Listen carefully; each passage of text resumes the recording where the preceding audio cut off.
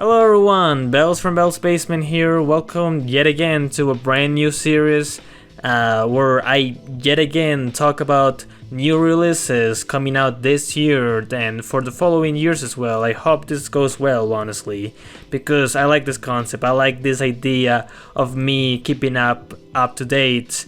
When it comes to artist releases and me talking about them and how those albums are gonna hold up or get worse throughout the year. Sort of a little bit of my own little journal. I think it's gonna be fun. And what better way to start off with this series than the Weeknd album "Hurry Up Tomorrow"? Supposedly his last album, at the very least, according to Abel, because he said that anything else that he's gonna be releasing afterwards is gonna be under his real name, and this is sort of like the finale to the Weeknd persona. This grand closing album. It's his at the very least from this sound of the record. He's more cinematic, so cinematic that he's even making a movie out of it. That I don't know. I think it's gonna release later this year. I don't really know much of the movie other than the fact that he's indeed making a movie based on this album. But Hurry Up Tomorrow, the last Weeknd album, and I honestly think this is one of his weaker records. I don't think it's bad. Honestly, I don't think there's really a single Weeknd album that I think it's bad, but still, this is an album that I'm kind of mixed on. I do like it a little bit more than I don't, but I still think it has definitely a lot of problems that I'll go into later on. And I've also listened to this album 2 times. I think this is gonna be what I'm gonna be doing for all of the albums for First Thoughts. Kind of ironic because it's called First Thoughts, but listen to the album 2 times to be more confident about my thoughts on it. And I did, I did exactly just that for this record. I listened to it 2 times, and part of the reason as to why that was the case is because I didn't like it the first time. I thought the album was mediocre, and actually the same thing happened years back with Don FM. When I first listened to Don FM, I thought the album was mediocre. I thought it was the Weeknd on Autopilot. I thought that it had a lot of songs that were just kind of boring. But that album, it has actually grown on me. I revisited on, my Discog dive. Yes, I actually did a Discog dive on the Weeknd in preparation for this album. To get, more context, more of a taste of his sound.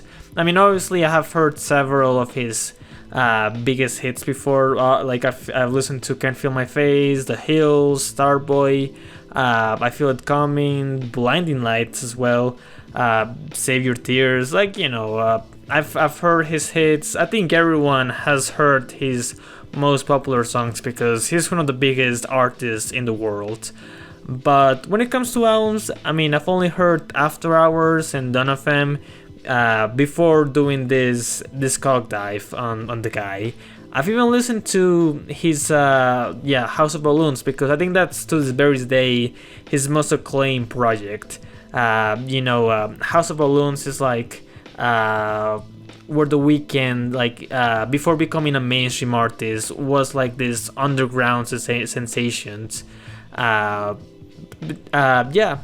think that the Weeknd, I think overall, I feel like his discography is not bad. I do think he's more of a singles artist personally, because for really nearly every record, the best songs are usually the singles for me. And I'll get into why later on that's the case, but I think going back to Don FM, that album did grow on me. I actually think it's pretty good now. I think that it has that signature Weeknd sound to it, but it also has several other unique ideas to it when it comes to the concept of the record and the sort of more bouncier, I guess, beats that it goes for.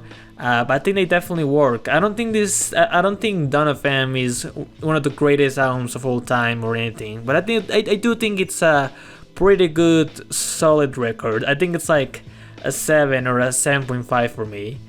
And I was hoping the same case, for will happen for Hurry Up Tomorrow, because again, just like Done FM, I didn't like this album on first listen. And I guess in all fairness, this one did also grow on me a little bit, but not nearly as much as how much Done FM has grown on me. I still think this album has a lot of problems, and I still think it's honestly one of his weaker albums. But it's not bad. I guess I should go into what I like about the album first. I think the first song is really good. The Weeknd has always been, for some reason, really, really, really good when it comes to collaborating with electronic artists. Back then in 2016, he did Starboy and I Feel It Coming with Daft Punk, and those two songs are really good. Like, some of his best songs, period. Like, in my top 5, like, those two songs are amazing. And yeah, this album also has kind of like a similar case. Instead of Daft Punk is Justice, the other electronic French duo. And yeah, I mean, it makes for a really good opener. That it does like take a while to get good, because I think the first minute where it tries to build that like some sort of like ambience to the track, it does start off a little bit dull. I feel like that first minute not only could have been cut, it also could have been better. But once the song gets going, it really really starts to get going. Not only has some of the best production of like any of the other tracks, the second best production of any of the tracks in my opinion, of this record, of course. But like, I mean, I feel like it also has several other interesting sound ideas as well. I think Justice definitely adds a lot of flair and I don't know, that needed punch to the song. I think it's really good. I think it's one of the best songs on the record, to be honest. And the other song that I think it's really good, okay. I think there's at the very least 4 or 5 songs that I think are really good, if not great. Open Hearts, let's talk about Open Hearts, because that's the fan favorite of the album. That's the one that people think it's the best. It's the most acclaim of the record, and I think it's, I can definitely see why. Not only it also has really good production, but like the drums, like the beat, these just sort of like the very nocturnal drums that it has. They are so good. They definitely add so much punch to the song. They definitely make it feel more alive and more hitting. And I think Gable also has like a lot of really nice melodic vocals into it as well. Like, this is definitely one of Abel's best performances. I think it's a great song. I don't think it's a song that I necessarily will put it in the same level as, his best songs. Like, I don't think this is necessarily, The Hills or Starboy or Blinding Lights or Wicked Games level, but I do think it's really pretty damn great. I think the last song is really great as well. I think it's a really compelling and emotional closer to not only the album but also the whole Weeknd persona. I think when it comes to being cinematic, I feel like, the whole album has like a whole cinematic feel to it, and I think the last song is the best when it comes to pulling off that cinematic feel, because it definitely, it did get me kind of emotional. Not gonna lie, it is a really good closer. What else? I actually like Sao Paulo. Like, that was a controversial. That was like a very controversial song on release, because it was like wildly different from anything else that The Weeknd has ever done prior to it. Like, not only was wildly different, it was weird. It was experimental. It was like. Honestly, kind of insane. Like, I feel like a lot of people thought that The Weeknd went insane with this track, because but it is certainly kind of a weird one, because I think it's like Brazilian funk.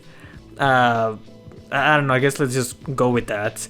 I think it works because, like, it is definitely one of the few tracks on the album that definitely feels very inspired. Like I feel like the female vocals, like the weird other language female vocals. I'm not really gonna try to describe it because I don't think I really have the whole context when it comes to the genre the song is going for, but I do like it. I feel like sometimes those female vocals get too weird and maybe a little out of place, like throughout the song in maybe 3 minutes in, but I still think they work.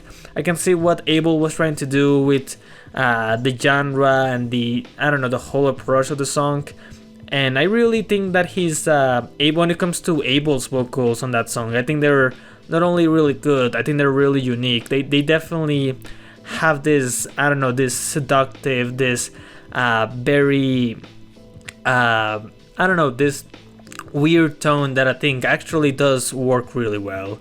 And okay, I don't know what else. I mean, I don't know, maybe Nigeria Falls. I think that song is good. One of the more interesting productions out of the whole record, I suppose. Yeah, that's kind of my main problem with the album, is that I feel like a lot of the album feels kind of uninspired.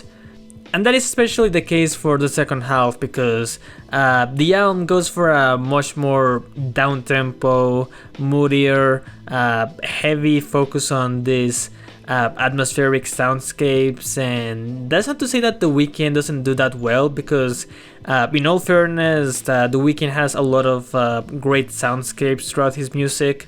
But for those soundscapes to work for me, I feel like they need to balance it out with his his melodic chops, his hooks, his pop sensibilities.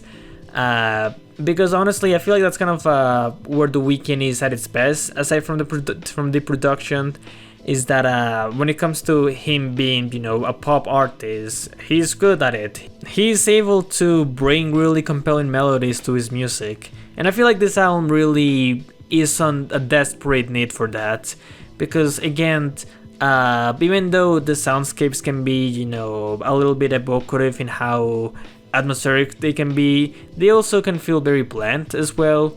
Like a lot of the songs from the second half kind of feel the same. They kind of blend with each other. They kind of just fade into the background, and they just feel very bare bones. Like the songs just feel very bare bones because they feel like they're in desperate need for a melody, for a hook, for something really.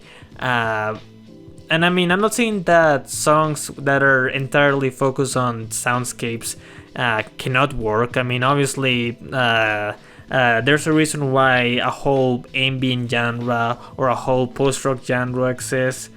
I don't know where I'm going with this, but like what I'm saying is that a song to depend entirely on its soundscapes can obviously work, but in this case they don't really work, because again, I feel like the songs themselves are just a little too bare bones and bland and homogeneous to really carry themselves over. They really need the melodic chops that The Weeknd is known for a lot of his other hits, really.